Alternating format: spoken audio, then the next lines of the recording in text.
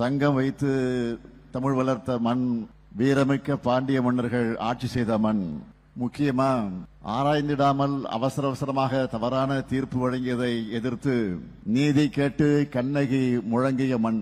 திருச்செந்தூர் முருகனின் வேலுக்காக தலைவர் கலைஞர் நீதி கேட்டு நெடுபயணம் தொடங்கிய மண் இந்த மதுரை மண். மதுரைக்காரன் நல்ல பாசக்காரங்க இருப்பாங்க. அப்படிப்பட்ட உங்களை எல்லாம் சந்திக்கிற நேரத்தில் நான் மகிழ்ச்சி அடைகிறேன். இந்த மாமதுரைக்கு வளர்ச்சியினால அது திமுக ஆட்சியிலே தான் என்பது உங்களுக்கு நன்றாக தெரியும். ஆனால் கடந்த கால கழக ஆட்சிகளில் மதுரைக்காக நாம என்னவெல்லாம் செய்திருக்கிறோம் என்பதை நான் எண்ணி பார்க்கிறேன்.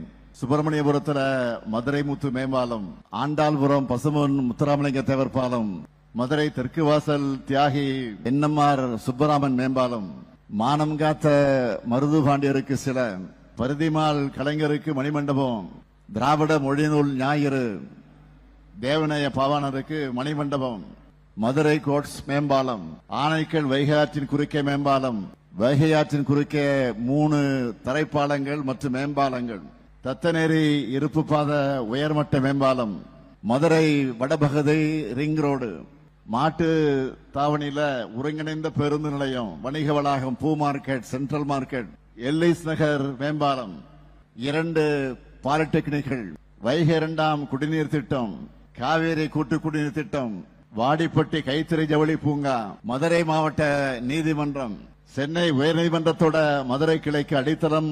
இப்படி கழக அரசால் வளர்த்தெடுக்கப்பட்ட மதுரையை அடுத்த கட்ட வளர்ச்சியை நோக்கி கொண்டு செல்லக்கூடிய நிகழ்ச்சி தான் இந்த அரசு நிகழ்ச்சி.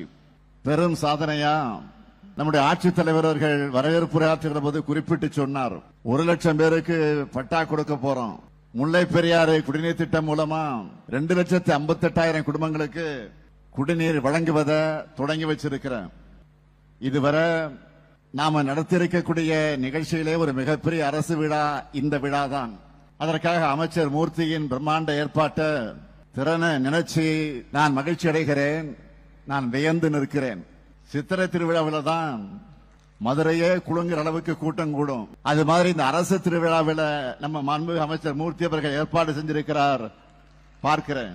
தன்னுடைய துறைகள் மூலமா தமிழ்நாட்டு கருவூலத்திற்கு மிகப்பெரிய வருமானத்தை ஈட்டி தந்து நல்ல பெயர் வாங்கின மூர்த்தி இன்றைக்கு இந்த அரசு விழாவா அல்லது மாநாடா என்று சொல்லக்கூடிய வகையிலே மதுரை மக்கள்கிட்ட நல்ல பெயர் வாங்கி இருக்கிறார்.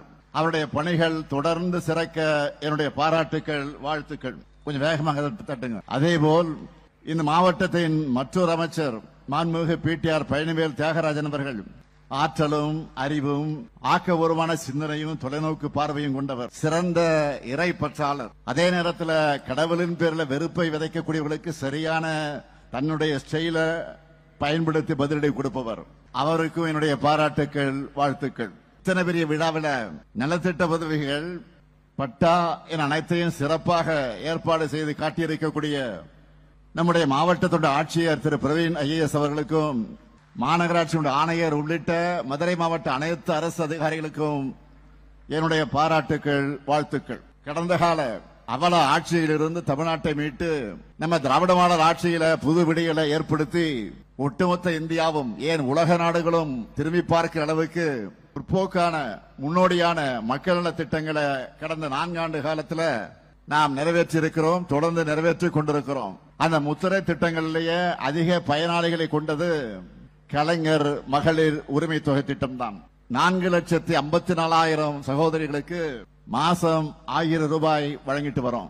அதே போல உங்க வீட்டுல காலேஜ் போகக்கூடிய பெண்கள், மாணவியர்கள் இருந்தா அவங்க படிப்பை முடிக்கிற வரை மாசம் 1000 ரூபாய் வழங்குறதுதான் புதுமை பெண் திட்டம். மதுரை மாவட்டத்தில் மட்டும் 63,400 புதுமை பெண்களுக்கு மாசம் 1000 ரூபாய் வழங்கிட்டு இருக்கோம். பொண்ணுங்க போலவே பசங்களும் இப்படி ஒரு திட்டம் வேணும்னு கேட்டாங்க. அதுல உருவாக்கப்பட்டதுதான் தமிழ் புதல்வன் திட்டம். மதுரை மாவட்டத்தில் மட்டும் 31,000 கல்லூரி மாணவர்களுக்கு இந்த திட்டத்தில் மாசம் 1000 ரூபாய் கொடுக்கப்பட்டு வருகிறது. உங்க எல்லார் வீட்லயும் பள்ளிக்கூடம் போகக்கூடிய குழந்தைகள் இருப்பாங்க. காலையில பெரும்பாலும் சாப்பிடாம போயிடுவாங்க, அனுப்பிச்சிருவீங்க. அதை மாற்றணும் என்று முடிவு செஞ்சு இதே மதுரையில தான் நான் தொடங்கி வச்ச காலை உணவு திட்டத்தில் 394 பள்ளி குழந்தைகளுக்கு இந்த மதுரை மாவட்டத்தில் மட்டும் சூடான சுவையான ஊட்டச்சத்து மிகுந்த உணவு வழங்கப்படுது. சின்னதா உடம்புக்கு பாதிப்பு ஏற்பட்டா அதுக்கு செக்அப் பண்ணோம்னா டவுனுக்கு போகணும், ஹாஸ்பிட்டலுக்கு போய் நிக்கணும். சின்னதா ஏற்படக்கூடிய விபத்தா இருந்தாலும் அல்ல ஏதேனும் சிறிதா நோய் வந்தாலும் உங்களுடைய வீடுகளுக்கு வீடு தேடி வந்து பரிசோதனை செஞ்சு மருந்துகளை வழங்கி பிசியோதெரபி சிகிச்சை போன்றவற்றை வழங்குகிற மக்களை தேடி மருத்துவம் திட்டத்தில் உங்க மாவட்டத்தில் எத்தனை பேர் பயன்பெற்றிருக்காங்க தெரியுமா? 8,60,60,000 பேர். விபத்து நடந்தா முதல் 48 மணி நேரம் உயிர்காக்கும் சிகிச்சைக்கான செலவை அரசு ஏற்றுக்கொள்ளும். இன்னுயிர் காக்கக்கூடிய நம்மை காக்க 48 இந்த திட்டத்தின் கீழே இந்த மதுரை மாவட்டத்தில் மட்டும் 16,000 பேருடைய உயிர்கள் காப்பாற்றப்பட்டிருக்கு. இல்லந்தடி கல்வி என்னும் எடுத்தும் திட்டங்கள்ல மதுரை மாவட்டத்தை 3 லட்சம் மாணவ மாணவிகளுக்கு வீட்டுக்கே போய் பாடம் சொல்லி கொடுத்திருக்கிறோம். படிச்சு டிகிரி வாங்கினா போதாது, வேலை வாய்ப்பை பெற வைப்பதற்காக திறன் பயிற்சிகள் ரொம்ப முக்கியம்னு உணர்ந்து நான் தொடங்கின கனவு திட்டம் தான் நான் முதல்வன் திட்டம். பல ஆயிரம் ரூபாய் செலவு பண்ணி படிக்க வேண்டிய ஸ்பெஷல் கோர்ஸ் எல்லாம் எந்த கட்டணமும் இல்லாம இதுல சொல்லி தரப்படுது. அப்படி மதுரை மாவட்டத்தில் மட்டும் பாத்தீங்கன்னா 1,17,000 இளைஞர்களுக்கு திறன் பயிற்சி அளிச்சிருக்கிறோம். இவங்கள பலர் ஆண்டுதோறும் அரசு நடத்துற பாராட்டு விழாவில் கலந்துகிட்டு அவங்களுடைய வெற்றி கதையை பகிர்ந்துக்கிறதையும் நீங்க டிவியில எல்லாம் பார்த்திருப்பீங்க, பூரிப்படைஞ்சிருப்பீங்க. இப்ப அண்மையில அரசு சேவைகள் அனைத்தையும் ஒரே முகாமில் கொண்டு வந்து உடனே தீர்வு காணும்னு கொண்டு வந்ததுதான் உங்களுடன் ஸ்டாலின் திட்டம். இங்க இருக்கக்கூடிய எல்லாருமே அந்த கேம்புக்கு போயிருப்பீங்க. உங்களை மாதிரி 75,597 பேர் மதுரை மாவட்டத்தில் உங்களுடன் ஸ்டாலின் முகாமில் பயன்பெற்று இருக்கிறாங்க. அது கூடவே நான் தொடங்கி வச்ச இன்னொரு திட்டம் தான் நலம் காக்கும் ஸ்டாலின். உங்களுடைய நோய்களை ஆரம்ப நிலையிலே கண்டறிஞ்சு சிறப்பு மருத்துவருடைய ஆலோசனைக்கு ஏற்பாடு செஞ்சு மேல் சிகிச்சை உறுதி செய்யக்கூடிய இந்த திட்டத்தில் 22,766 பேர் பயனடைஞ்சிருக்கிறாங்க. இந்த மதுரை மாவட்டத்தில் மட்டும் நலம் பெற்றிருக்காங்க. வயதான தாய்மார்கள், மாற்றுத்திறனாளிகள் கிட்ட ரேஷன் பொருட்களை எல்லாம் வீடுகளுக்கே கொண்டு போய் கொடுக்கக்கூடிய தாயுமானவ திட்டத்தில் மதுரை மாவட்டத்தை சார்ந்த 86,130 பயனாளிகள் மாசம் பலன் பெறாங்க. முதல்வரின் முகவரி திட்டத்தின் கீழ் மதுரை மாவட்டத்திலிருந்து பெறப்பட்ட 3,75,000 மனுக்களுக்கு தீர்வு காணப்பட்டிருக்கு. மதுரை மாவட்டத்தில் தாய் தந்தைய இழந்த 341 குழந்தைகளை அன்பு கரங்கள் திட்டம் மூலமாக இந்த அரசு பாதுகாக்கு. 4,196 விவசாயிகளுக்கு புதிய மின் இணைப்புகள் இந்த மதுரை மாவட்டத்தில் கொடுத்திருக்கிறோம். இதெல்லாம் நம்ம முத்திரை திட்டங்கள்ல இந்த மாவட்டத்தில் இருக்கக்கூடிய லிஸ்ட் மட்டும்தான். இப்படியே ஒவ்வொரு திட்டத்திலையும் எவ்வளவு பயனாளிகள் பட்டியலிட்டு சொல்ல ஆரம்பிச்சா இந்த ஒரு நிகழ்ச்சி போதாது. ஒவ்வொரு நாளும் இத்தனை லட்சம் மக்கள் பயனடையக்கூடிய மாதிரி நாம் திட்டங்களை செயல்படுத்தி இருக்கக்கூடிய காரணத்தால் தான் நீங்க பாக்குறீங்க எதிர்கட்சிகள் என்ன பண்றதுன்னு தெரியாம முழிக்கிறாங்க. வயிற்றெரிச்சலும் ஆற்றாமலையும் ஆரோக்கியமற்ற அரசியல் சூழ்ச்சிகளை செஞ்சு பார்க்கிறாங்க. நாம வளர்ச்சி அரசியலை பேசினா அவங்க வேற அரசியலை பேசுறாங்க. நான் உறுதியா சொல்றேன், அவங்க எத்தனை சூழ்ச்சி செஞ்சாலும் அத்தனையும் நாங்கள் முறியடிப்போம், அதை சிதைப்போம். இந்த முத்துவேல் கருணாநிதி ஸ்டாலின் கிட்ட அந்த பாட்சாலாம் பலிக்காது, எதுவும் எடுபடாது. நேற்று முன்தினம் நான் ஒரு ட்வீட் போட்டேன், பார்த்திருப்பீங்க, படிச்சிருப்பீங்க. மதுரைக்கு தேவை வளர்ச்சி அரசியல். அதை நிரூபிக்கிற வகையில இந்த நிகழ்ச்சி முன்னாடி 36,660 கோடி ரூபாய் முதலீடுகள் மூலம் 56,916 பேருக்கு வேலைவாய்ப்புகளை உறுதி செஞ்சுட்டு தான் இந்த நிகழ்ச்சிக்கு வந்திருக்கிறேன். இதுதான் எங்க அரசியல். மதுரையும் அதை சுற்றி இருக்கக்கூடிய பகுதியையும் நல்ல தரமான உயர்தர வேலைவாய்ப்புகளை உருவாக்குற இடங்களாக உருவாக்கணும் இந்த அரசு ஓயாமல் பாடுபடும். சிலதை கம்பேர் பண்ணி நான் சொல்றேன், நீங்களே கொஞ்சம் யோசிச்சு பாருங்க. ஆட்சிக்கு வந்ததும் இந்த மதுரையில ஒரு அறிவு திருக்கோயிலா முத்தமிழக தலைவர் கலைஞர் நூற்றாண்டு நூலகம் கட்டப்படும் அறிவிச்சோம். அதை நான் சொன்ன காலத்துக்கு முன்பே பெருசாக கட்டி முடிச்சு இப்ப பல லட்சம் பேர் அதுல பயனடைஞ்சுக்கிட்டு வராங்கன்னு நீங்களே பாத்துக்கிட்டு இருக்கிறீங்க. ஆனா 10 வருஷத்துக்கு முன்னாடி ஒன்றிய பாஜக அரசு மதுரைக்கு அறிவிச்ச எய்ம்ஸ் மருத்துவமனை என்ன ஆச்சு? இன்னும் வரல. மதுரை மண்ணில் நம்ம வீர விளையாட்டான ஜல்லிக்கட்டுக்கு உலக தரத்திலான 62 கோடி ரூபாயில கலைஞர் நூற்றாண்டு ஏறுதழுவுதல் அரங்கு அமைச்சிருக்கிறோம். அறிவிச்சிட்டு அறிவிப்போடு நிறுத்திடாம அமைச்சிருக்கோம். இதே பாஜக அரசு நம்ம மதுரையில் நடந்த கீழடி அகழ்வாராய்ச்சியை நிறுத்த பார்த்தாங்க.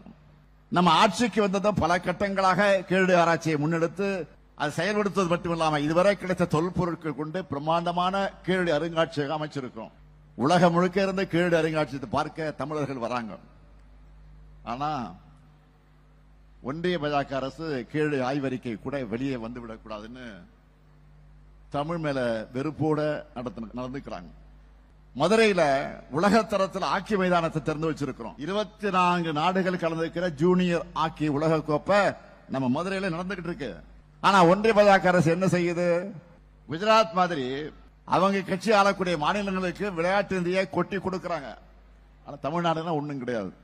விளையாட்டுல மட்டுமல்ல, மதுரையை முக்கிய தொழில் மையமாக உயர்த்துவதற்கு முதலீட்டாளர் மாநாடு நடத்தி வேலைவாய்ப்பு நாம கொண்டு வரோம். ஆனா ஒன்றிய பாஜக அரசை சேர்ந்தவங்க என்ன சொல்றாங்க? நம்ம இளைஞர்களை பகோடா வைக்க போங்க அப்படின்னு சொல்றாங்க. இதுதான் அவங்க தரம். நம்ம இளைஞர்களுக்கு மதுரையில பெரிய வேலை வாய்ப்புகள் இருக்கணும். நாங்க அதுக்காகத்தான் மாட்டுத்தாவணியில டைடல் பூங்கா அமைக்கிறோம். ஆனா ஒன்றிய அரசு என்ன பண்றாங்க?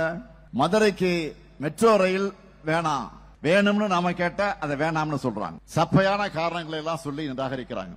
அது மட்டுமல்ல, பாஜக தலைவர்கள் மதுரைக்கு மெட்ரோவே தேவையில்லைன்னு திமிரா வேற பேசுறாங்க. சரி, இவங்க சொல்ற லாஜிக் இப்படி பார்த்தா பாஜக ஆளக்கூடிய மாநிலங்கள் இருக்கிற பாட்னா, ஆக்ரா, இந்தூர் எல்லாம் அங்க மெட்ரோ ரயிலுக்கு எப்படி ஒப்புதல் கிடைச்சது? ஏன் எங்க மதுரையில மெட்ரோ ரயில் ஓடக்கூடாதா? மதுரைக்காரங்கன்னா உங்களுக்கு இலக்காரமா போச்சா?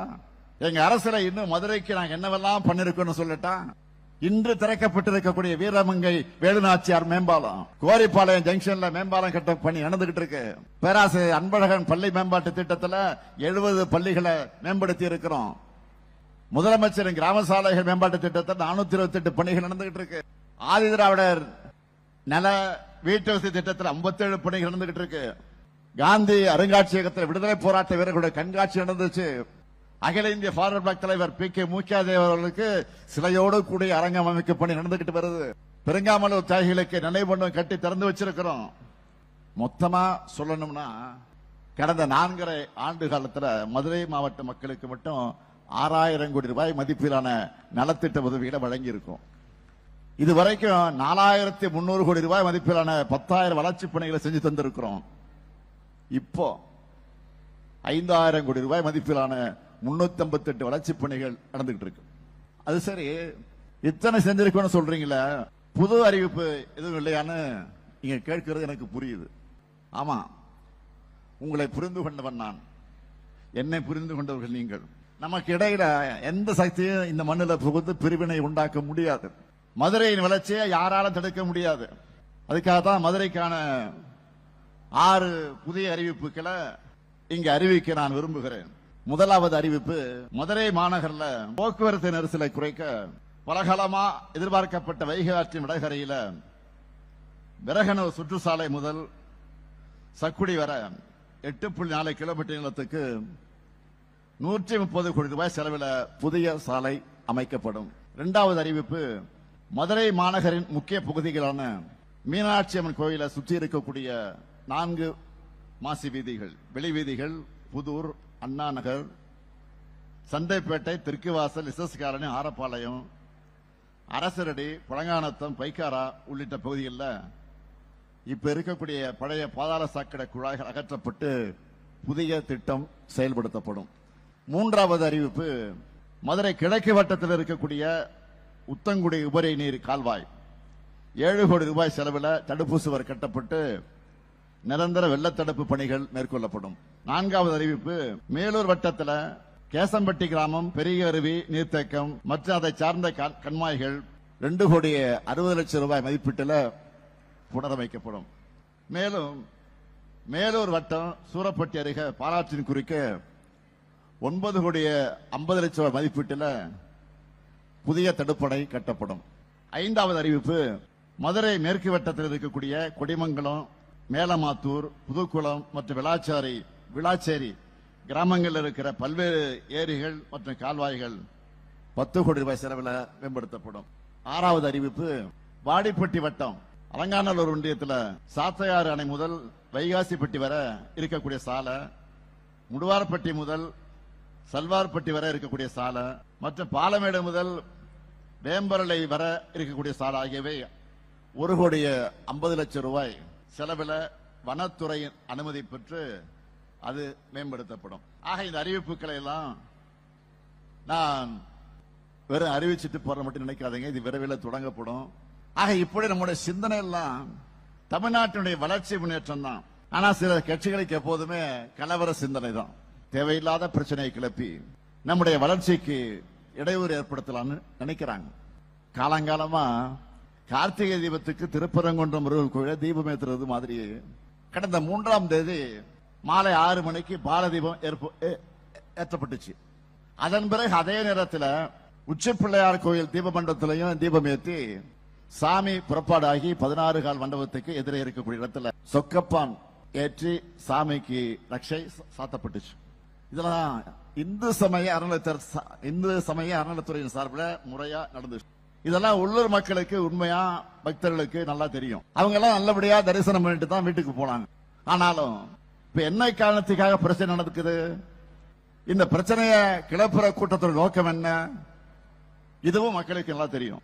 ஆன்மீகம் என்பது மன அமைதியை நிம்மதியை தந்து மக்களை ஒற்றுமையா இருக்க வைக்கணும், 4 பேருக்கு நல்லது செய்யணும்.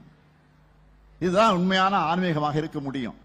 ஒரு சிலரோட அரசியல் லாபங்களுக்காக பிரிவுகளையும் பிளவுகளையும் உண்டாக்கி சமூகத்தை துண்டாடும் சதி செயல்கள் அது நிச்சயமா ஆன்மீகம் அல்ல, அது அரசியல். அதுல கேடுகட்ட மலிவான அரசியல். தீபம் எங்க ஏற்றப்படணுமோ எப்போ ஏற்றப்படணுமோ அங்கே வழக்கம் போல சரியா முறையா ஏற்றப்பட்டிருக்கு. நான் இன்னும் பெருமையோடு பக்த பெருமக்களுக்கு சொல்றேன், தமிழ்நாட்டு வரலாற்றிலேயே இல்லாத அளவுக்கு நாங்க ஆட்சிக்கு வந்து 1490 நாள்ல, நல்லா கவனிங்க, 1490 நாள்ல 3000க்கு மேற்பட்ட திருக்கோயில்களுக்கு குடமுழுக்கு நடத்தி இருக்கிறோம். இப்ப அந்த எண்ணிக்கை இன்னும் கூடி இருக்கும். இப்படிப்பட்ட அரசை பார்த்து ஆன்மீகத்துக்கு எதிரின்னு சொன்னா அப்படி சொல்றவங்களுடைய உள்நோக்கம் என்னன்னு உண்மையான பக்தர்களுக்கு தெளிவா தெரியும். அறத்தை கொண்டாடக்கூடிய அமைதியான மாநிலமாகத்தான் தமிழ்நாடு என்றைக்கு இருக்கு. மதுரை மக்கள் கிட்ட வளர்ச்சின்னு சொன்னா வாங்க வாங்கன்னு வரவேற்பாங்க. அதுவே வன்முறையை தூண்ட கூப்பிட்டா என்ன பண்ணுவாங்கன்னு தெரியுமா? மதுரை ஸ்லாங்க்ல சொல்லணும்னா கலவரம் போல பார்த்து என்ன சொல்லுவாங்க தெரியுமா? புடானிலேயே அடிச்சு விரட்டடிப்பாங்க. அமைதியின் பக்கம் நிற்கிற மதுரை மக்களுக்கு நான் என்னுடைய நன்றியும் வணக்கத்தையும் பாராட்டுகளை தெரிவித்துக்கிறேன். நம்முடைய எதிரிகள் டெல்லியிலிருந்து நமக்கு எத்தனை இடைஞ்சல்கள் கொடுத்தாலும், நிதி நெருக்கடிகளை ஏற்படுத்தினாலும், ஆளுநர் மூலமாக முட்டுக்கட்டைகள் போட்டாலும், எல்லாத்தையும் மீறி இந்தியாவிலே நம்பர் 1 வரலாறு காணாத பொருளாதார வளர்ச்சி தமிழ்நாடு அடைஞ்சிருக்கு. எங்களுடைய வளர்ச்சி பயணத்தை உங்களால தாங்கிக்க முடியல. அதனால சதி திட்டங்கள்ல நீங்க போடுறீங்க. நீங்க எப்படி பந்து வீசினாலும் தமிழ்நாட்டை பொறுத்த வரைக்கும் அதை அடிக்கிறது சிக்ஸர் தான். அந்த டீமுக்கு தோதான அடிமைகள், பழைய அடிமைகள் புதிய அடிமைகள் பி டீம் சி டீம் உருவாகலாம். ஆனா கடைசியில டோர்னமெண்ட்ல சாம்பியன் நாங்க தான். வர 15ஆம் தேதியிலிருந்து ஏற்கனவே கலைஞர் மகளிர் உரிமை திட்டத்தில் பயனடையக்கூடிய 1,14,00,000 மகளிரோடு சேர்த்து விடுபட்ட மகளிருக்கும் மாதம் 1000 ரூபாய் உரிமை தொகையை தரப்போகிறோம். கட்டணமில்லா விடியல் பேருந்து பயணம், நான் முதல்வன், புதுமை பெண், தமிழ் புதல்வன், எண்ணற்ற திட்டங்களை அந்த திட்டத்தினால தமிழ்நாடு மேலும் உயரும். எங்களின் சாதனை பயணம் திராவிட மாடல் 2.0 உங்கள் ஆதரவோடு மக்களுக்கான நன்மைகள் பெருகும். இங்கே திரண்டிருக்கக்கூடிய மதுரை மக்கள் மீதான நம்பிக்கையில சொல்றேன், அனைத்து மதத்தினரும் அங்காளி பங்காளியா பழகிற பாசக்கார மதுரை மண்ணிலிருந்து உறுதியா சொல்றேன், எங்க தமிழ்நாட்டில் என்றைக்கும் பெரியார் ஏற்றின சமத்துவ தீபம் தான் ஒளிரும். உங்களால் அது தடுக்க முடியாது. எதிர்த்து கேட்க ஆள் இருக்கு. உள்ள பெரியார் எத்தனை எதிர்ப்பு இருக்கும். 2026 அதே ஃபயரோட திராவிட மாடல் அரசு தான் தொடரும். நன்றி, வணக்கம்.